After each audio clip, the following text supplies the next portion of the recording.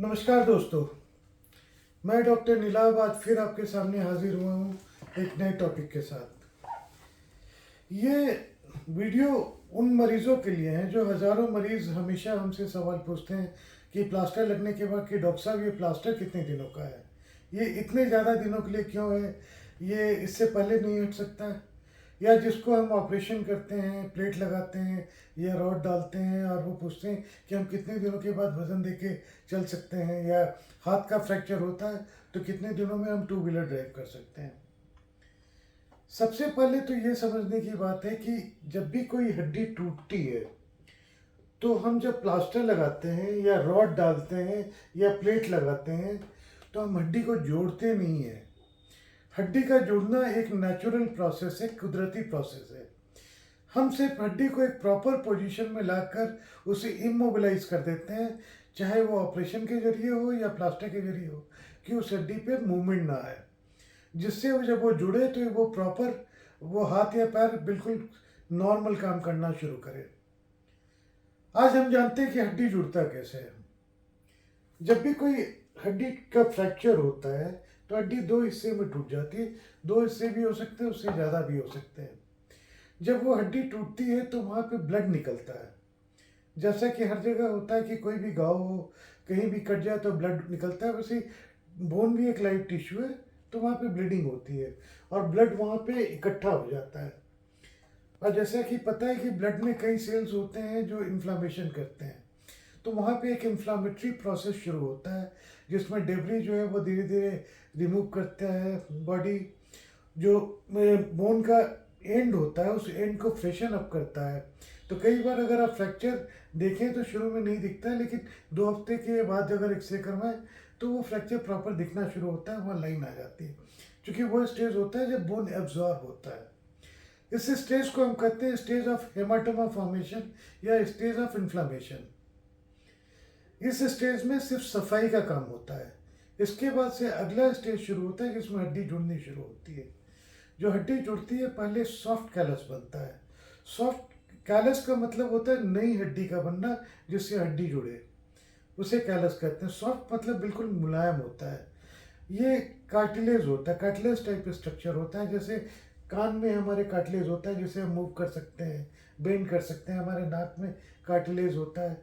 तो इनिशियल जो bone form करता है वो सॉफ्ट कैलस बनता है, कार्टिलेज का बनता है। इस समय भी अगर कोई मूवमेंट हो, कुछ प्रेशर आए तो इसके टूटने का खतरा होता है। ये फेज अलग अलग हड्डियों में अलग अलग टाइम तक चलता है। इनिशियली हम कहते हैं कि 2 से 3 हफ्ते में शुरू होता है, जो 4 से 6 हफ्ते तक कंटिन्यू रहता है। इसके बाद स्टेज आता है जो हम कहते हैं stage of hard callus formation, यानी कि वो जो सॉफ्ट कैलस बना था उसमें बोन्स बनने शुरू होते हैं, वो हार्ड होना शुरू होता है। जो ऑस्टियोब्लास्ट सेल्स होते हैं वो उसमें ले डाउन करना शुरू हो जाता है। इस स्टेज पे हम थोड़ा सा प्रेशर दे सकते हैं, इस स्टेज पे हम थोड़ा सा वेट दिलवा सकते हैं, क्योंकि ये जो हार्ड कैलस बन रहा है, ये जो यूनियन हो रहा है, ये जल्दी हो और स्ट्रांग हो। ये फेज़ लंबा चलता है। ये फेज़ आपका कहीं भी 4 हफ्ते से लेकर 6 से 9 हफ्ते तक चलता है। बड़ी हड्डियों में 12-12 हफ्ते तक चलता है। प्लास्टर का ड्यूरेशन हमारा इसी पे डिपेंड करता है कि ये हड्डी कब जुड़ती है, कब हार्ड कैलस बन जाता है। हार्ड कैलस जो बनता है वो फ्रैक्चर के एंड को दोनों तरफ से ब्रिज कर देता है, चारों तरफ से, जिससे वो पूरे एक यूनिट की तरह काम करता है।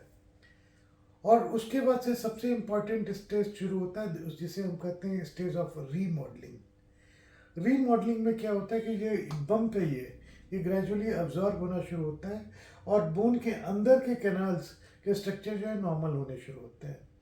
ये सारा प्रेशर के हिसाब से होता है। जिस साइड में प्रेशर ज़्यादा है वहाँ पे बोन एब्जॉर्ब होना शुरू हो जाता है, जिधर प्रेशर कम होता है वहाँ बोन फॉर्म होना शुरू होता है।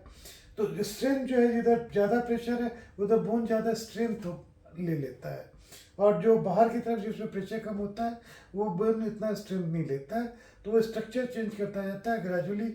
रीमॉडलिंग के साथ साथ महीनों में, सालों में बोन वापस अपने पुराने शेप में आ जाता है, पुराने फंक्शन पे आ जाता है।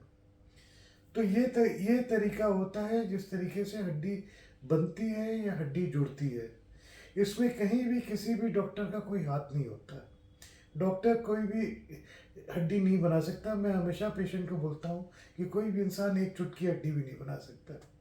ये नेचर करता है, ये आपका शरीर करता है। हमारा सिर्फ एक ही रूल होता है बीइंग एन ऑर्थोपेडिशियन, कि जब तक ये प्रोसेस चल रहा है हम आपको प्रोटेक्ट कर सकें और आपको इस लायक कर सकें कि आप अपना बाकी सारा काम करते रहें, एक नॉर्मल रूटीन सावधानी बरतते हुए मेंटेन कर सकें। और जब एक पीरियड पूरा हो जाए, हड्डी जुड़ जाए, फिर से आप अपने नॉर्मल लाइफ में लौट सकें। आज के लिए बस इतना ही। अगली बार फिर मिलेंगे एक नए टॉपिक के साथ। नमस्कार।